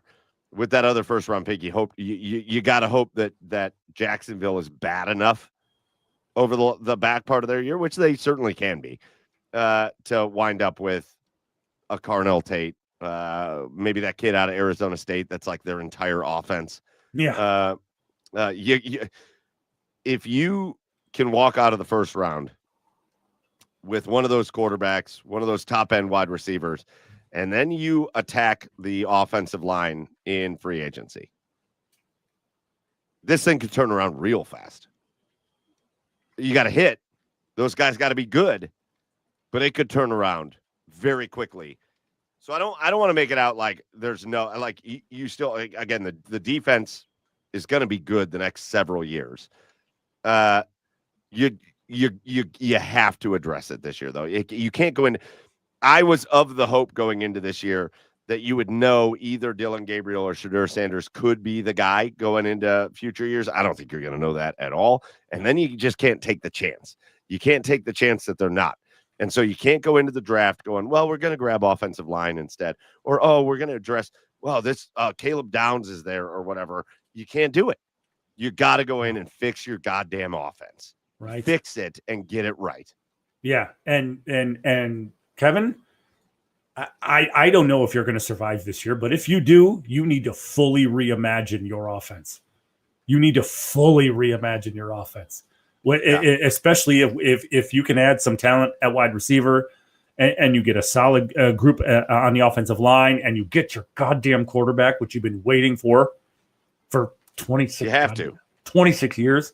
You have to reimagine this because what you're doing is not working. It's not. I'm almost now at the point now where I'm afraid that they're going to come out of the bye and get some wins, though. I mean, you got the Jets. They're not going to beat the Ravens. Lamar's going to be back by the time they play the Ravens, so that is game over. But goddamn, you got the Titans. You've got who else is on the schedule? You got the I don't remember who else is on the schedule. Well, it's bad. There's a lot of bad teams on the schedule. I'm almost afraid they're going to play the Steelers, the Raiders. You got to play the Steelers again. You're playing the Bengals again. The Bears. Yeah, like, there's a lot of teams you can win. There's a lot of games you can win coming up. I'm not going to pick them to win a single one. No. I want to throw this out there. We'll do our predictions next week, but the Browns are losing to the Jets. Like, I'm throwing that out there now. Yeah. I don't want to hear anything about it. The only other thing I want to address with the Browns. You're not just going to magically get better by trading Myles Garrett. I don't know why this happens. And I think part of it is on Myles and part of it's on the fans and the media and all that. But man, he goes out, he sacks Drake May 5 times. He was a major reason the Browns should have had a chance to win the game and they didn't. And his frustration is understandable. But I'm not playing this game with you guys every week. Every time they lose, I'm not playing hey, they're going to trade Myles Garrett game. No, they're not. A, because it makes no financial sense for them to do so. And B, because it makes no team sense for them to do so. It makes no sense for that to happen. Imagine you trade Myles Garrett and you wind up with, again, a team that's going to trade for Myles Garrett and a team that's going to give up a shit ton for him is going to be a team like Baltimore or a team like Green Bay, or maybe not Green Bay. That's probably a bad example, but one of those kind of teams that's going to be a really good football team, which means, yeah, you might grab 3 first-round picks from them, but guess where all those picks are going to be? 30, 29, 28. You're not going to get anybody that resembles them. Again, it's Moneyball. In the aggregate, you're not going to come up with Myles Garrett. So it makes no sense on the field if you want this team to be any good anytime soon. And from a cap perspective, you are very close to being out from underneath this Deshaun Watson thing. You're close. His dead cap's going to hit another year. And then you can get out from under this. But like, if you were to trade Myles Garrett, you have just dead cap held yourself for the next several years. That doesn't help you rebuild a team. It doesn't help. And people are going to say, well, oh, look at the situation for Denver with Russell Wilson. Yeah. And Denver had already built a pretty good roster there and they hit on a quarterback. And Bo Nix is pretty good. And that's why Denver is pretty good. Or like other teams that have done, like Dallas, they got rid of what's his face, Micah Parsons. A, that didn't crush them financially, and B, they already had a roster and a quarterback and whatever. Browns have none of that. So to trade Myles Garrett and just put yourself in cap hell before you have even a quarterback to try to climb out of it, it would be devastating for years. You're not going to do it. Can we stop talking about it? Can we all agree to just shut the fuck up about it? Yeah, I saw some bullshit about Myles is going to need several assurances next year and he's going to. He's got 40 million of them. The only thing you're going to be able to assure him is that the check won't bounce. Like Right. like that's it. You can't make any assurances of anything. Like, and I wouldn't, if I was Miles, I wouldn't trust anything this organization told me anyway. How about that fucking smirk? Yeah, I know the quarterback situation. Of course, I know the quarterback situation. We're going to sign Joe Flacco and then draft Dylan Gabriel and Shedeur Sanders. Oh, I can't wait. Nah, yeah, shut up. Everybody shut up.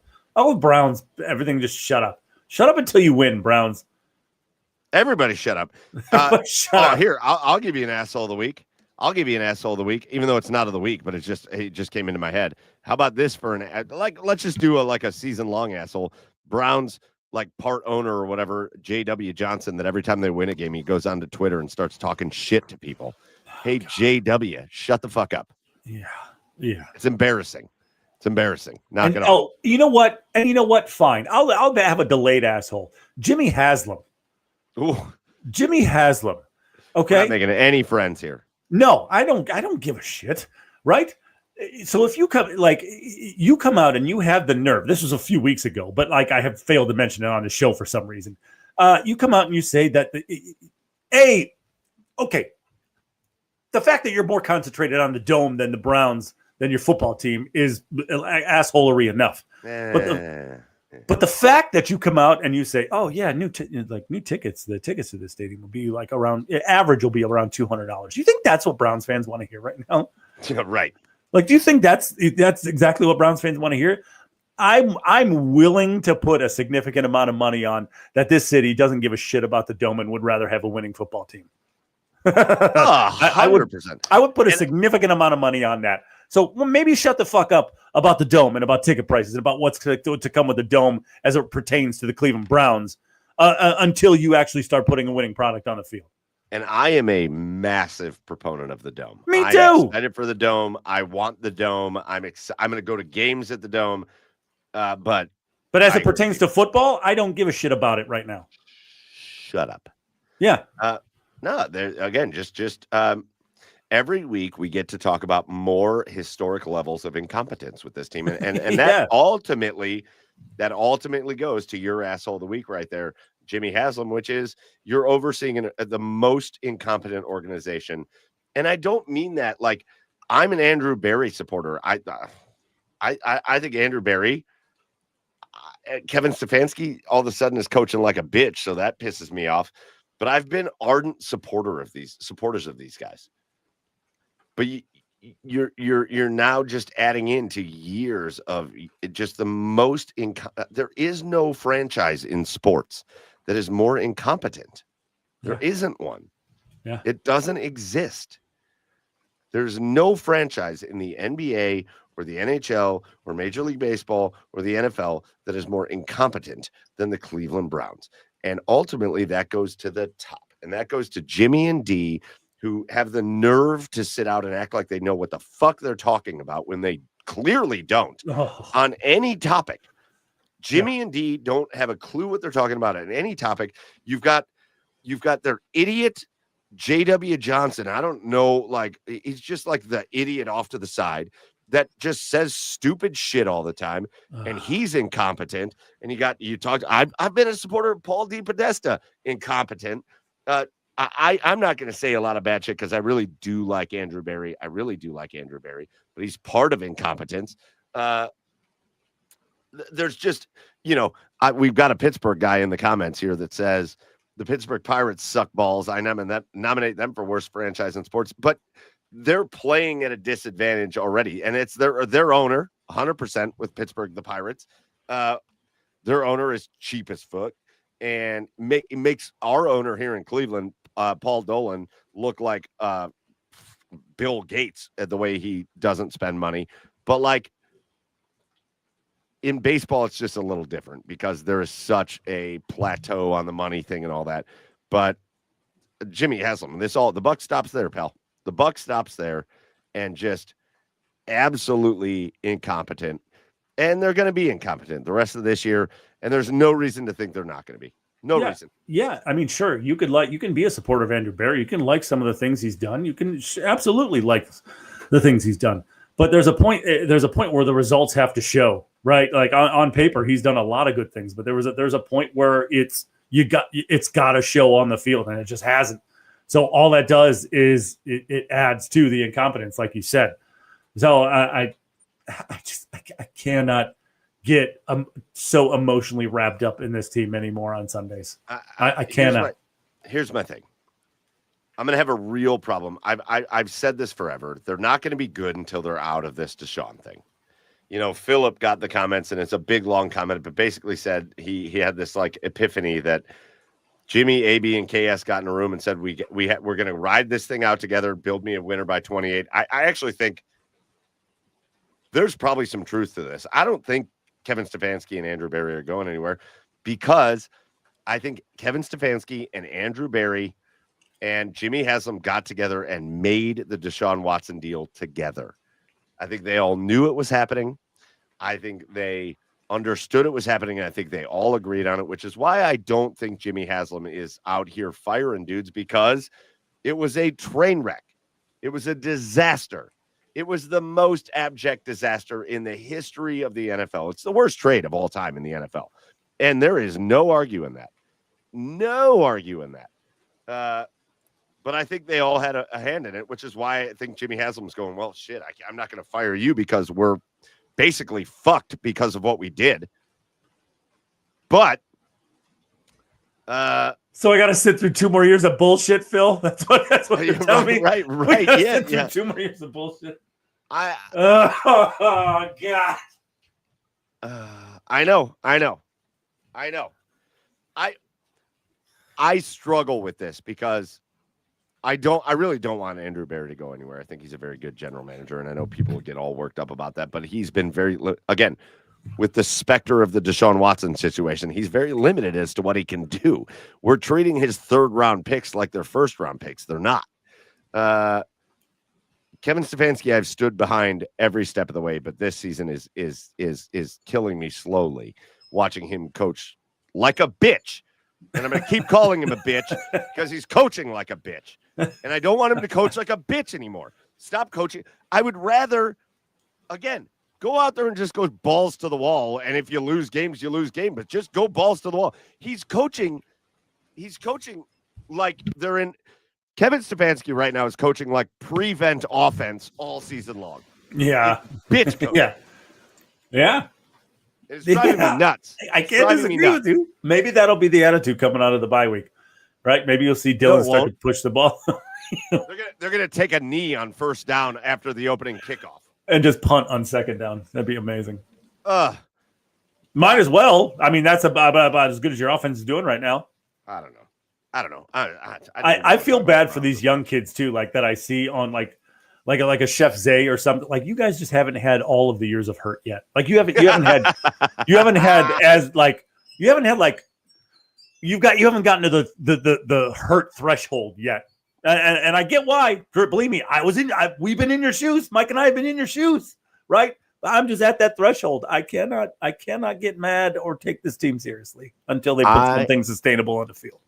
I want to give a preemptive cheers to this kid, this person. I shouldn't say kid. This person in the comments, Mr. Steeler fan. A Steelers fan here. Love the city of Cleveland. Respect the Browns. Miss watching Josh Gordon. The NFL had it out for him. Okay, what are you trying to make friends here? All right, you're doing it. You're doing a good job. Also, I agree with this point. You don't fire Kevin Stefanski style with the high turnover. I would have agreed until this year when he started coaching like a bitch. But 2 times coach of the year. Yeah, he was. But that doesn't, you've got to maintain that. But listen, Steelers fan in here having a lot of nice things to say. So shout out to Steeler fan there. I didn't want to talk about the Browns this much because frankly, it's a bye week. They're probably going to lose. They'll find a way to lose the bye. Yes. And they'll come out of the bye at 2-7. Nice. Fuck yeah. And I don't know, Chad. Whatever gets us closer to that draft pick, that'd be great. 2-7. Honestly, where are we at here? This I want to know this from you. This is the last thing for the Browns. Okay. Do we just want them to lose the most amount of games? Yes. Yep. Because don't give me some bullshit 5-12, 6-11 record. Well, that's what it looks like it's going to happen. Yeah. I mean, they got Tennessee coming up. They should slaughter them. I mean, honestly, this defense can win games. The Jets, they should murder the Jets. That's their next game. You've got you've got bad teams coming up on the schedule. Bad teams. And I have a bad feeling that there is some wins that are about, like, I got a bad feeling they're about to go like 4-1 in their next 5. I'm not going to pick it. I'm not going to pick it. Don't get me wrong. I'm not going to pick them to win a single other game. But I got a feeling they're going to win like 4 out of the next 5 games. Yeah. It would be just them to put themselves out of position to take one of the top quarterbacks in the draft. just Eric Mangini themselves right out of a good draft pick. That'll piss me off so much. I hate this team. I hate this team, and I don't know why we spend so much time. All right, Chad, before we get out of here, I want to do a couple quick hitters. Okay. Yes. We're going to switch switch topics. First quick hitter. There's 3 quick hitters. We're going to both do one. You're going to do one, and I'm going to do one. All right. The first one we'll both do, but I want to call myself a preemptive asshole of the week. Yeah. I want to talk about this World Series, man, because the Toronto Blue Jays are about to take a 3-2 series lead over the LA Dodgers. And last week when we were talking about this World Series, I said, I believe the quote I said was Dodgers in 3. Yeah. Yeah. I believe that's the quote. And that doesn't look like it's going to be the case. It looks like it's the top of the 8th inning right now. The Blue Jays are up. They got a runner on second base with 1 out. So they're up 5-1 in this game. They are 6 outs away from taking a 3-2 series lead in the World Series. This has been a great World Series. This has been incredible awesome. World Series, dude. It's been awesome. It's been awesome. You had that performance by Yamamoto in Game 2, amazing. You had the blowout. Yes. The way the Blue Jays have gotten to Blake Snell, who's been the best pitcher in the postseason up to this point, it was unbelievable. Unbelievable. And then, yes, I don't even know how you say his last name. Yesevich. Yeah, Yesevich. 14 strikeouts tonight against that lineup. But the Toronto Blue Jays are getting offense from everywhere too, and like some of the most unlikely candidates, right? The Toronto Guardians, like Jennifer just said, there. Ernie Clement's batting .383 in the World Series, right? Vladdy Guerrero, and then, then in Game 1 and Game 2, they've gotten offense from unlikely places, right? Dalton Varsho got the offense started in that first game, and then Isaiah Kiner, Filma Gabaja Bilamila. Is doing well too. So this was a deadly Toronto offense, and this Dodger team is in shock right now, and they just with as many wild pitches as they've had tonight to allow runners to advance, this Dodger team is on their heels, man. So what a great World Series. But also even the games the Dodgers have won, the 18-inning game, unbelievable. Unbelievable. I just want to. I thought that would break Toronto, by the way. I don't like to root for the Dodgers. I want them to lose. I'm going to be pumped if Toronto wins this World Series. I'm going to be pumped, thrilled if Toronto wins this World Series. But it's not going to ever stop me from recognizing that what we're watching with Shohei Ohtani is the greatest thing of all time. Sure. Absolutely. It is Babe Ruth. We're watching Babe Ruth. We're watching the thing we grew up talking about as a legend, the thing we grew up watching, the Sandlot and Babe Ruth and the Sultan of Swat and the Colossus of Clout and the Colossus of Clout. Babe Ruth, we're watching it with this dude. Yeah. That 18-inning game. What was he? He had 5 walks and was 4 for 4 in the game. Yeah. It's the most outrageous. Again, he had that performance in the NLCS where he had the pitching performance, 10 plus strikeouts, 6 shutout innings. And then what do you have? 3 homers in that game. That's one of the greatest games of all time. Yeah. He did everything. Think about that game that 18-inning game and what he did in that game. Shohei Ohtani is the best. I'm giving it to him. I've said forever the best baseball player I've ever watched play is Barry Bonds. Shohei Ohtani is better than Barry Bonds. Right. I don't know that ultimately he will have the cumulative numbers that Barry Bonds had because he spent so much time playing in Japan and he only has so much time to play here. Right. But it's the best baseball player I've ever seen. And it's not close. It's not close. Yeah, I mean, everybody thought Mike Trout was going by that way, and when he was healthy, it seemed like he was going that way. But Shohei is 5 levels above that. Yeah, unreal. And Miles Straw's up right now too. he is. All I want is the Dodgers to lose baseball games. That's all I want. I want them to lose every game they play. But Shohei, I will never not appreciate this dude. This is, we're as Cleveland fans, we always kind of gave shit and we were like, appreciate LeBron James. Everybody should appreciate LeBron James because people like to talk shit about players they don't like. I feel like that is how it is with Ohtani. It's like everybody needs to just appreciate this because someday this guy's not going to be playing anymore, and you'll never see another thing like it. The last people that saw Babe Ruth play are all dead at this point, or they're 100. That's how it's going to be with Ohtani. Yeah, 100%. and people 100 years from now are going to be like Shohei Ohtani, Babe Ruth, same thing. Yeah, unbelievable. He's awesome. Completely agree. Awesome. I don't have anything to add to that. So we'll see what happens in this game as Miles Straw, just the hardest hit ball to second base, popped out. But it looks like the Blue Jays are about to take a 3-2 series lead going back to Toronto for game 6. Holy shit. But Chad, I'm going to give you a very quick hitter. I just want to give a rundown the last week since the last we talked when we had Dave Metzold on talking about the start of the year for the Columbus Blue Jackets. Tonight, as we've been talking, the Blue Jackets put a licking on the Toronto Maple Leafs. 6-3 wound up the final. It was 6-1 most of it. Toronto got 2 late goals, but give us a quick rundown of the last week of Columbus hockey. Well, last time we talked to Mets, they were on their way to play Washington, and Washington just kicked the shit out of them. Correct. The Jackets didn't have any emotion in that game, right? They looked flat. It was kind of like the Colorado game. They looked flat. They didn't look prepared. They didn't have any legs. They didn't play with any sort of aggression.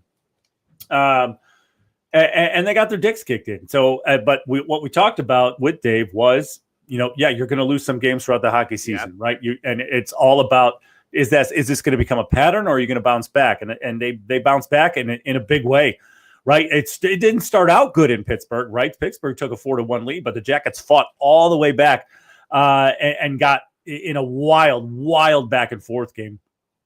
And on the back of 3 beauty shootout goals. Shootout goals. In that game. They were able to get the win. They were able to get the extra point. And then they followed that up with a trip to Buffalo. And Buffalo is kind of like the Jackets, but not as far as young talent goes, but they're just a greasy, like grind it out, like get in the dirty areas type of team. And they did. 2 of those 3 goals were exactly that, right? They got into the dirty areas. They just kept chipping away, right? They just kept chipping away. And they eventually got a couple by Jet. But then, I mean, that game, the fourth line really stepped up, right? Yeah, I talked about this in my recap video. I think the Jackets might have found something with Chinakhov, right? He's not, we talked about with Dave, he's not a skilled player, he's a skilled player. But all this controversy with him in the offseason, right? Was he going to resign? Like, he fires his agent, and there was all this contract controversy. And he's got to be a better teammate. Is he going to be able to elevate his play? So Dean started him out with a healthy scratch to begin the year, but then he put him on the fourth line, and he's really jump started that line. And that was the case on the against Buffalo, right? He jump started the offense with a goal. He had a couple of assists on 2 of the other goals, right? That one he'd made to Miles Wood to tie the game up. The patience that he showed to and then flip that puck towards the net once traffic got in front, and Miles timing that deflection up perfectly to tie the game. I really think they found something. And then in that overtime period, they just made all the plays, right? Jet made a save on a breakaway opportunity for Buffalo. Ivan Provorov with a good stick, a good poke check right on a 2-on-1. And then Zach with a beautiful setup to Miles to win the game. And then tonight, the Jackets, have played really, really well against Toronto lately in the last couple of regular seasons, right? And tonight was no different. Yeah, Toronto is without Mitch Marner now, but they still have William Nylander. They still have Austin Matthews. They still have a bevy of weapons there, and they beat the shit out of them. They beat the shit out of them. It was 6-1, right? They got a couple of late goals, but I mean, it was never really that close. 6-1, and the Jackets showed why. Again, especially at home, they were one of the top 10 goal scoring teams in the NHL last year. Because this is a very talented Blue Jacket team that keeps developing, keeps progressing, and we're in for some more exciting hockey this year. So that was awesome to watch tonight. Yeah, 100%. I love all that. I'm going to do one quick hitter, and then we're going to get out of here. I'm going to go to the Cavs. First week of the season in the books. When we talked last week, they were kind of just getting going. We talked to Tim Alcorn 2 weeks ago to kind of preview the season. Last week was the season opener while we were on the air against the Knicks. They lost that game, and they got destroyed while we were on the air tonight, 125-105 in Boston, in a game in which Boston, I think, shot like 1,000% from behind the arc, if I'm not mistaken. Well, it says only 36, but it felt like 1,000%. But Boston got after them. That's okay. The Cavaliers 3-2 on the year, and right now, the Cavaliers are doing something that I am okay with Kenny Atkinson. They are trying to play a brand of basketball and then get used to it, where they are running things through Evan Mobley. They are obviously letting Donovan Mitchell kind of run the offense. You obviously don't have Darius Garland. I think people are starting to see why that's a difficult thing for the Cavs. You have to have healthy Darius Garland to be good. And I think they're just trying to kind of feel their way into like what kind of push can they get from these guys. And in some games it's been great. After they lost their first game, they won 3 in a row, and they look great in all of those games. Donovan Mitchell has been awesome. Evan Mobley really aggressive to start the year. Tonight they got a punch in the mouth by Boston. It's hard to go to Boston and win, and I know they don't have Jason Tatum, but it's still a good roster, and frankly, it's still a roster that can shoot the lights out of the basketball. So I would have liked to see them go in and put up a little bit of a better effort, because they pretty much got blown out in this game in Boston all the way through. But first week of the Cavs, I don't mind. I don't mind that this team that won 60-plus games last year is kind of feeling their way into new processes this year. That, I think, is a symbol of a good coach, and I think Kenny Atkinson is that, of saying, we're not just going to do things the way that we've done them in the past and think that we're going to just magically get better. We're going to try to find better ways to do things. So hopefully when the rest of this season rolls around, and especially when the playoffs roll around, we are a team that's better suited to make a run at these other teams. And that's what I think good teams do. So I like the way the Cavs have started the year. I wish they looked better against Boston tonight, but I'm not going to be mad about it, because, again, we're in an 82-game season. You're without Darius Garland, who means a lot to this team. And frankly, you're without Max Strus, who I think he's going to be relegated to a bench role, but he's going to be the main bench guy, and he's going to mean a lot for the Cavaliers this season. So I think when they get Darius Garland and Max Strus back, and Sam Merrill didn't play in this game tonight, and he's been instrumental for the Cavaliers to start this year, both from his three-point shooting perspective and his defense. I think when they get Merrill out there, when they get Garland out there, when they get Strus out there, if they can stay healthy, I really love I like the way they're starting. For me, there's two guys that just have to get much better. Jared Allen has to get much better. He has to start playing like they expect Jared Allen to play. Big, strong, physical, defensive, rebounding. I don't really give a shit. If Jared Allen averages 8 points a game, I don't give a shit. If he's blocking shots and rebounding the basketball, I'm happy with it. So there's that. And then their big acquisition in the offseason was trading Isaac Okoro for Lonzo Ball. Lonzo's got to get his shit together. Lonzo is playing like he's on a new team. And it's kind of to be expected, but he's a little all over the place. He's a little hectic. He's a little fast. He's a little rushed. He's turning the ball over way too much. And he's taking weird shots. And that's not the Lonzo Ball that the Cavaliers need. They need a guy that's going to be good on defense, and he's going to be an extremely good distributor on offense. And I think they will work him into that. But he's not been great to start the year, so hopefully he can kind of get to that. So that's the start for the Cavaliers. Again, 3-2 after this loss to Boston tonight. Still a good start, and still a Cavaliers team that I think is going to win 60-plus games this year. And I think they're better suited for a deep run this year, so we'll see how it goes. All right, Chad, that's it. That's it. For Garage Beers tonight. You got a cheer of the week?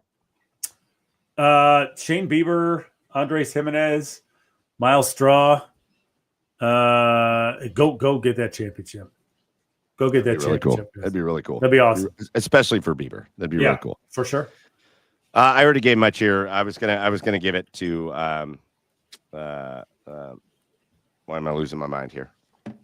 Well, I was gonna give. That's right. I was gonna give my cheer to Nick Mangold and his family, and just a devastating loss for the Buckeyes family, for the NFL family, really just for sports fans. Nick Mangold was a dude. He was a dude. And it's really sad to see that he has passed on. But, cheers to him. Cheers to everything he did. Cheers to his family. And just a really tough thing. So I was going to give him cheers just for that. And I know I did it earlier in the show, but I'll wrap it with that. So that's going to do it for episode 287. Our last order of business is to give out our thank yous. First thank you goes to our special guest tonight, Bryant Browning. That guy is one of the best.